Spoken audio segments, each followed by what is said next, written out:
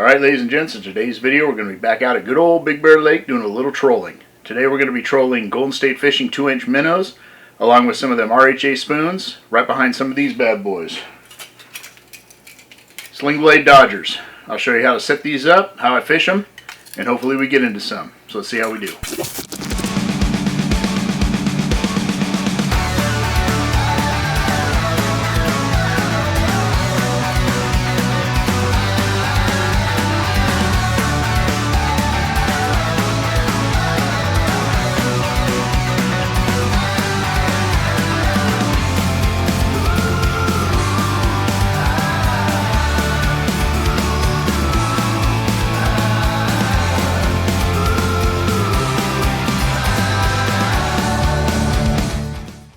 Alright, first thing, let's go over the rods and reels we're going to be using today. Here we have a Akuma cold water conventional reel. It's got a line counter on it that I use a lot for trolling. I have it spooled up with 20-pound braid, and then I have a 8-pound RUNCL fluorocarbon top shot, about 30 or 40 feet on there that I use to troll. And then I have it paired with a Salilo bait casting rod. It's an ultralight rod, and it's 8 feet long. Outstanding rod for trolling for trout. Alright, now let's talk about setting up these Dodgers to fish. These more cone-shaped ones are the sling blades. This is just a conventional Dodger, and these work great too. I have a few of these. I just really like the sling blade Dodgers because they're a little bit more versatile.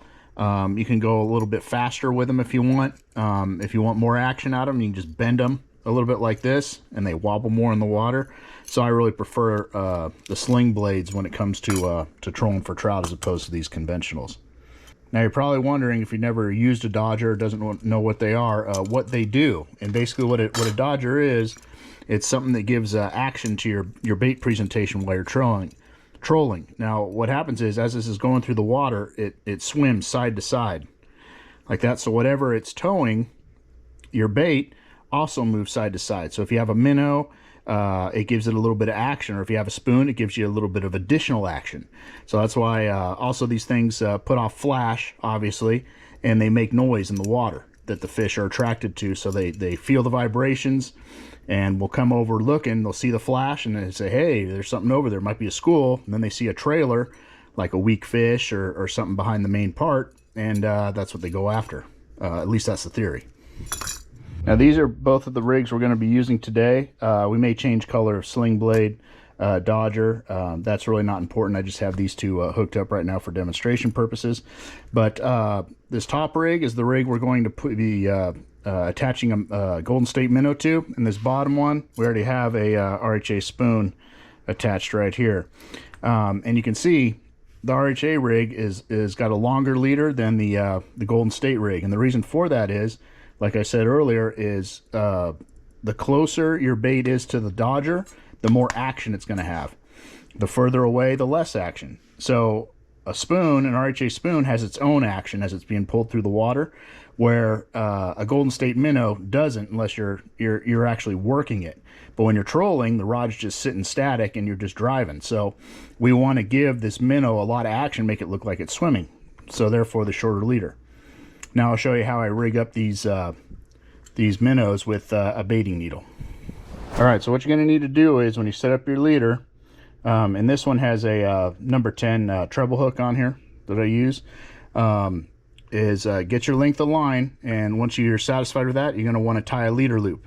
I'm not going to show you how to tie the leader loop, but if you look on YouTube, there's plenty of videos that'll show you real quick. It's real simple knot to tie.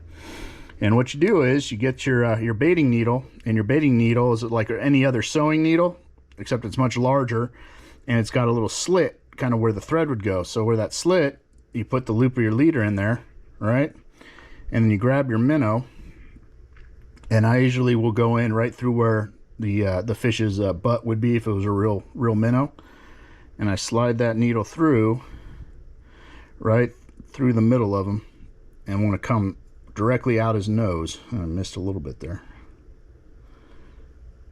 Right about there is pretty good. And push this all the way through gently so we don't tear up the minnow. And we thread our leader through the center of this minnow. So no matter what, it ain't coming off this hook. So we take off our leader. And then what I like to do is I like to pull the eye of the hook inside the minnow so it's sitting right like that. And now that minnow is threaded right on that leader. So what happens is while this thing is swimming in the water, the fish can't see this big old hook right here. So when they take it, they get a nice surprise and you got a fish on. Let me reattach this to the clip and we're ready to fish. So as this dodger's going through the water, swimming back and forth, it's making this minnow swim back and forth, and that's the idea. And works real good. Let's see how it works today.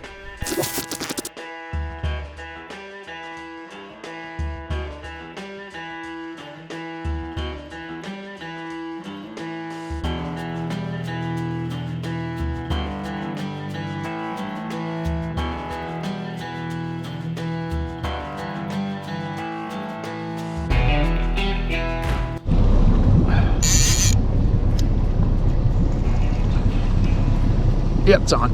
Nice, nice. It's on the Golden State Minnow. Trolling Golden State Minnows. Ooh. Oh, he popped. No. Yep.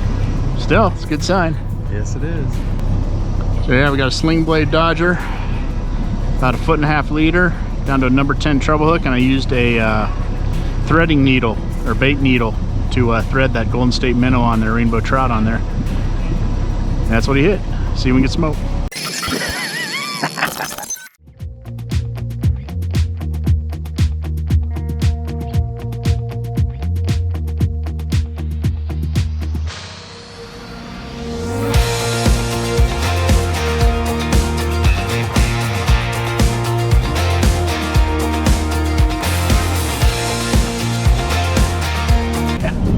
That one's definitely on. Whoop, lift your foot. There you go. It's on the RHA. I think this one's on too.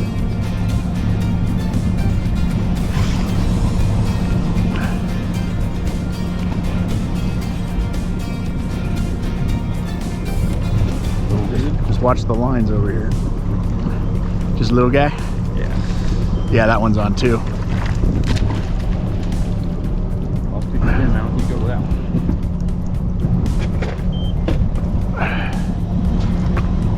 See.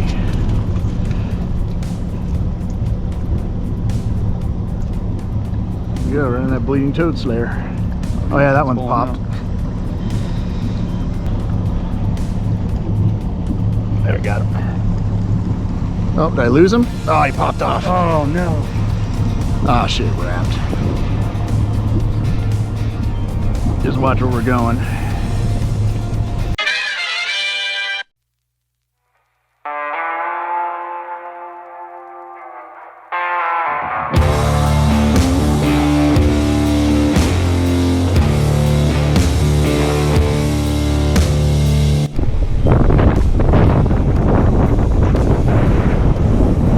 Fighting the 7 C's. Trying to get this one in so it doesn't get tangled.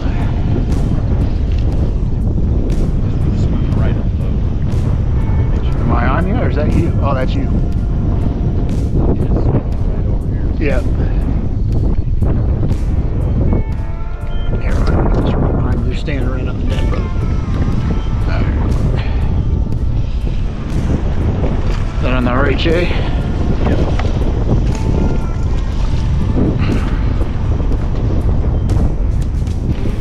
There you go, bleeding toad slayer. Chunky bro.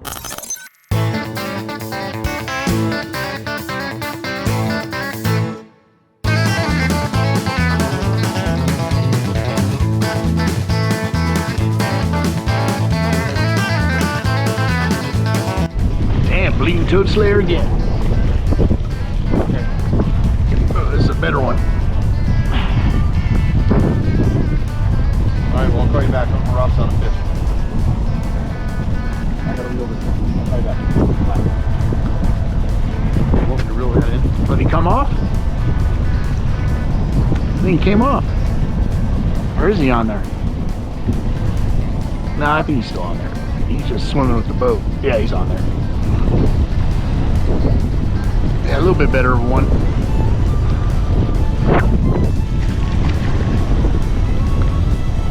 Yeah, much nicer one. Oh, there it came off. Oh well.